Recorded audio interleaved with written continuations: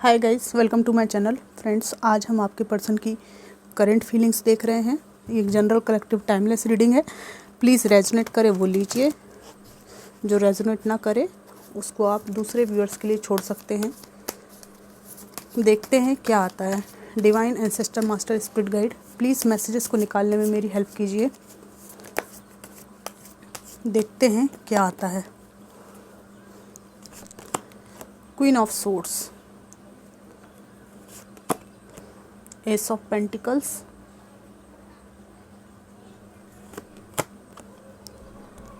Night of pentacles,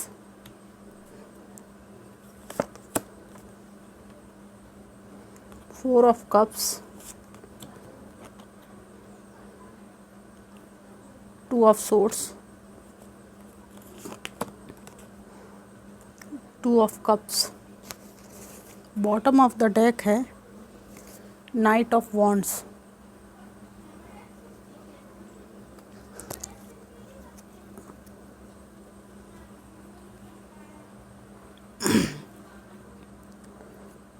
सबसे पहले बात की जाए इस पर्सन की कि ये इस स्टेट ऑफ माइंड में है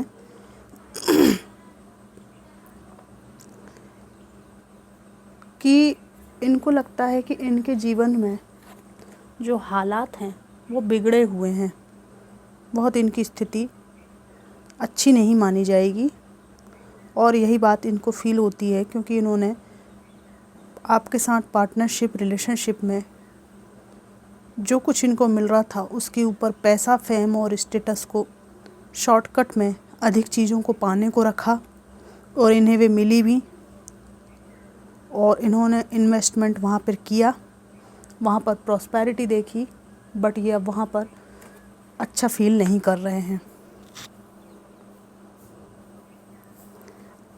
जहाँ ये आपको छोड़कर गए थे वहाँ इनको बेहतर ऑप्शन नज़र आया, बेहतर चॉइस लगे वो इंसान इनको, और इन सभी चीज़ों में इन्होंने बहुत ज़्यादा इन्वेस्टमेंट किया था, बहुत लॉजिक इस्तेमाल किया था इन्होंने, और इनको लग रहा है कि इतना सब अच्छे से देख परख के अपनी लाइफ के लिए जो बेनिफिशियल चीज़ें हैं वो सेलेक्ट करने के बाद भी आज मैं वहीं खड़ा हूँ या खड़ी हूँ जहाँ पे पहले थी। चीज़ों को कैलकुलेट करने में इन्होंने पूरी एनर्जी अपनी लगाई थी उस वक्त, पर इनको कुछ नहीं मिला और आज भी इनके जीवन में फाइनेंशियल दिक्कतें आती रहती हैं। बार बार इनको लॉस होता है, बार बार नई शुरुआत इनको करनी पड़ती है।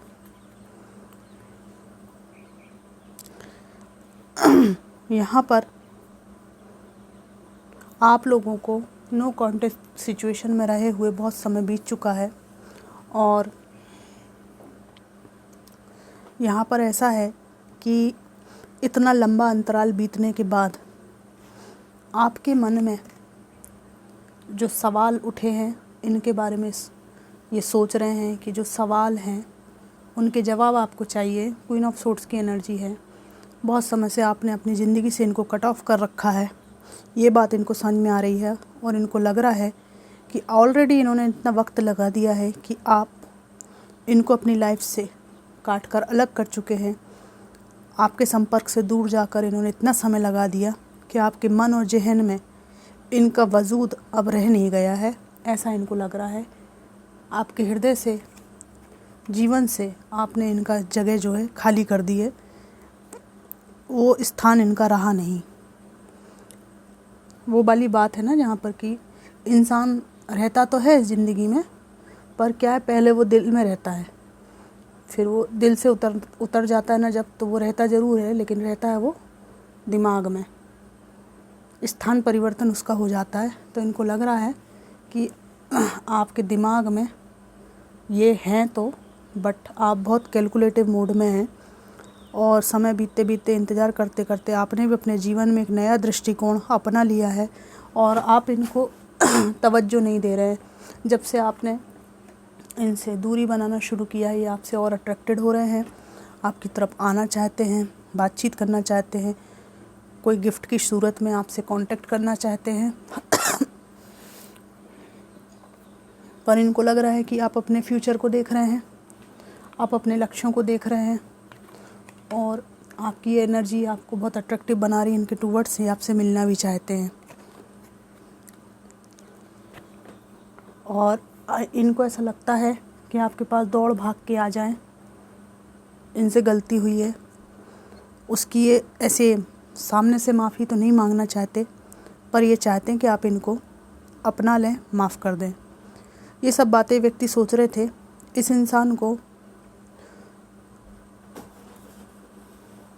एक ही समस्या है कि ये ना कहीं टिकते नहीं हैं एक जगह, जहाँ है वहाँ असंतुष्ट, इस तरह की बात यहाँ पर है। तो असंतुष्टि इनको है। जिनको खो देते हैं उनको खोते टाइम इज्जत नहीं करते, और बाद में जो खो दिया उसको याद करते हैं कि अरे मैंने क्या खो दिया। साथ में रहते हुए कदर नहीं होती इनको।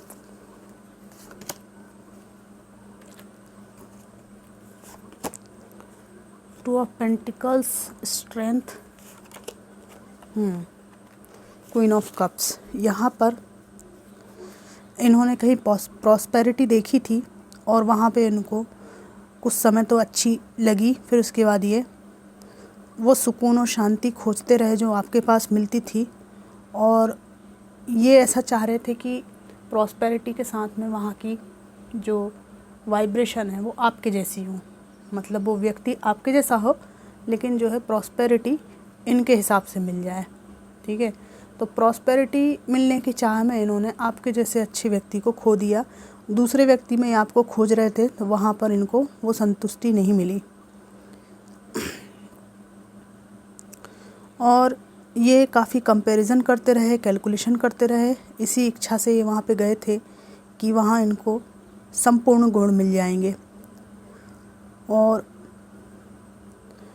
वहाँ पर ये व्यक्ति अच्छी स्थिति में नहीं है, क्योंकि आपकी तरफ आने की इनकी भावना होती ही क्यों अगर ये वहाँ पर सही होते। वहीं आपके प्रति इनका दृष्टिकोण ये है कि अपने अपनी लाइफ में फाइनेंशियली भी ग्रो कर रहे हैं, फैमिली लाइफ भी आपकी आप बैलेंस कर रहे हैं, भले ही आप सिंगल हों चाहे जो भी आपकी स्थिति हो। इनसे अलग होने के बाद आपने अपने जीवन में जो और भी चीज़ें हैं उन पर ध्यान देना शुरू किया है। कुल मिलाकर इनको ऐसा लगता है कि आपका आध्यात्म की तरफ रुझान बढ़ा है। इन पर से विश्वास हटकर ईश्वर, अल्लाह, जो जिनको भी आप मानते हैं उन पर आपका विश्वास बढ़ गया है। तो इनको कहीं ना कहीं वो चीज़ हीन भावना में भी ले जाती है कि भाई मेरे पे से विश्वास खो दिया है, वो जी सकता है या जी सकती है, लेकिन मेरे पे विश्वास नहीं कर सकती या मेरे पे विश्वास नहीं कर सकता। और आपको अपनी लाइफ में बैलेंस देख रहे हैं। और सबसे बड़ी बात, इनको लगता है कि आपके अंदर बहुत ज़्यादा स्ट्रेंथ आ गई इनसे अलग होने के बाद। एक इमोशनल ट्रॉमा में, इमोशनल ड्रामा में आप जो फंसे हुए थे, आपकी शक्ति का नुकसान हो रहा था, उन सब टॉक्सिसिटी से दूर हटकर आपने बहुत ही ज़्यादा फ्रीडम को पाया है। ये फ्रीडम इनको महसूस हो भी रही है। आप में से जिन लोगों के बच्चे रहे, आप लोग पेरेंट हैं, इनको याद आता है कि आप बहुत ही ज़्यादा केयरिंग पार्टनर थे। आप मेल भी हो सकते हैं। आपकी जैसी केयर करने वाला पार्टनर इनको दोबारा नहीं मिला। ठीक है, और अगर आप इनकी एक्स वाइफ रही हैं तो इनको लगता है कि बेहतरीन तरीके से आपने घर को संभाला, और यही चीज़ें आगे साथ देती हैं। बाहरी चमक दमक ये सब साथ नहीं देती। इस व्यक्ति को एहसास हो चला है, और वो सब स्थितियाँ इनको याद आती हैं जब ये आपको ठीक से रख सकते थे, अच्छे से निभा सकते थे। बस कंधे पे हाथ रखने का एक ज़रूरत थी। जब आप घुट घुट कर जी रहे थे, आपको सबसे ज़्यादा इनकी ज़रूरत थी। और वो जो एहसास इनको हो चला है कि अकेलापन क्या होता है, ज़रूरत के वक्त पर कोई व्यक्ति सही से रिस्पॉन्स ना दे तो वो क्या होता है। और इनके हालात मुझे बेहतर नहीं लग रहे हैं। बीच बीच में इनके हालात ठीक होते हैं, पर जो एक कांस्टेंट हैप्पीनेस होती है, या जो हैप्पीनेस ना भी हो तो एक संतुष्टि होती है ना जीवन से, वो इनके जीवन में नहीं है। कहीं ना कहीं इस व्यक्ति ने ऐसा भी कुछ, मुझे लगता है कि आपका दिल जो है बहुत ही ज़्यादा दुखाया है, जिसकी वजह से इतना भी रिश्ता नहीं रह गया है कि आप इनकी तरफ ज़रा भी मुड़ कर देख लें। कितने भी ये एफ़र्ट्स डाल लें, पीछे आप देख रहे हैं कितने सारे कप्स हैं, एफ़र्ट्स हैं, लेकिन आपने बोला है कि मतलब आपकी एनर्जी ऐसी है कि ना मुझे अब कुछ भी नहीं देखना है, मैं बहुत थक गया हूँ तुम्हारी नौटंकियों से, आप अपने रास्ते जाओ, मुझे आपका कुछ नहीं चाहिए। इवन आप में से कई लोगों ने अपना जो वाजिब हक है, इनके जो भी प्रॉपर्टी है, जो भी हिस्सा है, उन सब पे से भी सब छोड़ दिया है। आपकी एनर्जी इस तरह की है कि जब आपने मुझे ही छोड़ दिया, मेरे को आपने बता दिया कि मेरे से ज़्यादा इम्पोर्टेंट सब कुछ है आपके लिए, मैं ही इम्पोर्टेंट नहीं हूँ, तो आपकी संपत्ति और मेरा जो हिस्सा है, जो भी मेरा अधिकार है, उसको लेकर मैं क्या करूँगा या क्या करूँगी, ठीक है ना। तो तेल लेने जाए आपका ये सब रुपया पैसा जो कुछ भी है, मुझे कुछ नहीं चाहिए। उल्टा मुझे तो यहाँ लगता है कि ये जो बहुत सारी कुछ ऐसी चीज़ें रहीं अलग होते टाइम, जो आपने इनको ऐसी दे दी कि ये मतलब थोड़े से लोभी लालची थे। ये कुछ घर का सामान भी आपका लेके गए जो आपका ख़रीदा हुआ था, कोई प्रॉपर्टी हो सकती है, कोई प्लॉट हो सकता है, कोई संपत्ति हो सकती है, लेके निकल लिए, ठीक है। तो आपने बोला ठीक है जाओ भाड़ में जाओ, ठीक है। आपको जो लेने की जो हैसियत है वो आप ले जा रहे हो, ठीक है। मुझे शांत रखने की, मुझे निभाने की आपकी हैसियत नहीं है, ठीक है। तो मुझे आप छोड़ जा रहे हो, ठीक है। तो अभी मेरे को आपसे कुछ नहीं चाहिए, ठीक है। लेने की स्थिति में आप हो, मैं तो देने की स्थिति में हूँ, अपर हैंड पे मैं ही हूँ। ऐसा सोच के आपने बहुत कुछ छोड़ा है और आपको लेकर अब ये सोच रहे हैं कि आप बहुत बदल गए हैं। और ये बात है कि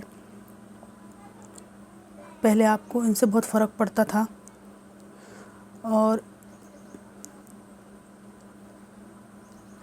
अब इनको ऐसा लगता है कि आप अपने थॉट्स के बारे में इनको कुछ नहीं बताते। जो पीठ फेरी है तो आप बहुत मिस्टीरियस हो गए तब से ही, और इनको आपकी तरफ बढ़ने की हिम्मत इसलिए नहीं हो रही है क्योंकि आपके मन में क्या चल रहा है ये इनको अच्छी तरह से समझ में नहीं आ रहा है, क्योंकि आप इनको कोई हिंट ही नहीं दे रहे हैं। आपके ज़रा से हिंट की तलाश में ये व्यक्ति है। ज़रा सी हिंट आपकी तरफ से मिल जाए तो ये उड़ के आपकी तरफ अभी आ जाएं। तो ये सब चीज़ों की कैलकुलेशन के द्वारा की जा रही है और आपकी तरफ डायरेक्ट बढ़ने की हिम्मत नहीं है, ये मैंने आपसे बताया। पर ये आपको अप्रोच करने की सोचते हैं, इसी उधेड़-बुन में लगे रहते हैं और जो कुछ इन्होंने खोया है उसको सोच सोच कर इनका दिल जो है तार-तार होता है।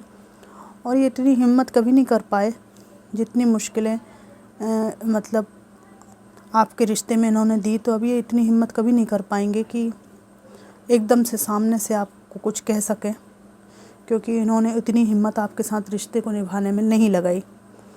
अपनी जो स्थिति है ये औरों के सामने बड़ी अच्छी बताते हैं, खुश रहते हैं, अच्छी शक्ल बना के घूमते हैं, सोशल मीडिया पे अच्छे अच्छे फ़ोटोज़ डालते हैं कि ये खुश हैं।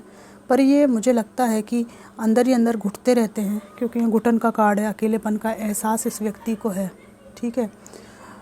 और इन्होंने ऑप्शंस में से किसको चुनना है हमेशा दिमाग चलाया। और आप में से कुछ लोगों के पर्सन ओल्ड एज की तरफ जा रहे हैं और ज़िंदगी से थकने की तरफ जा रहे हैं। तो अब ये एहसास इनको हो चला है कि समझदारी से काम इनको लेना था तो अच्छा रहता।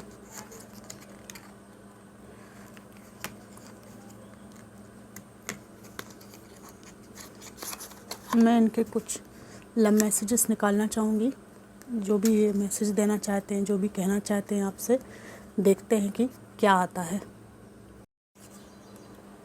I don't react when people mention you. लोग जब तुम्हारे बारे में मुझसे बात करते हैं, कुछ कहते हैं, तो मैं रिएक्ट नहीं करती हूँ या रिएक्ट नहीं करता हूँ। शर्मिंदा हैं ये किसी बात को लेकर। My life is not as together as it seems.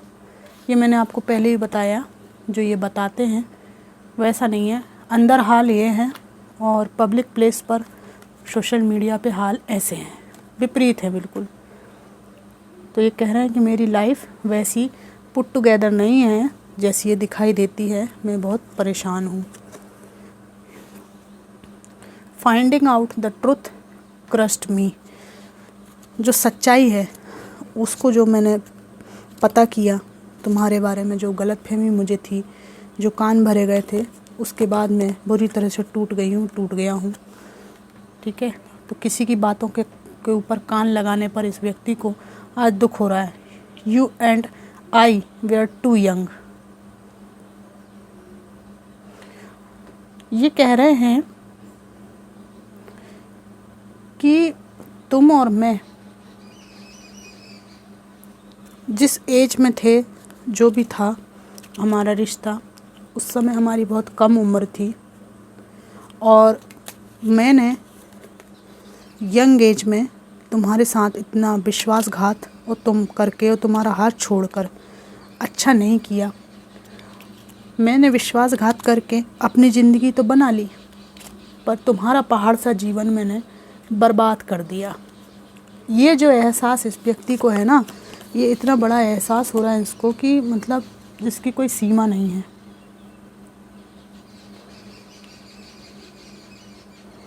यहाँ पर ऐसा एहसास भी मुझे लगता है कि ये एक ओल्ड एज की तरफ जाने वाली अनुभूति है कि जवानी में, जोश में मैंने ऐसी गलतियाँ कर दी कि जिसका असर तुम्हारे जीवन पर भी पड़ा और मेरा जीवन तो आज है ही जैसा मैंने चूज़ किया, उस हिसाब से बने मिला ही है मुझे।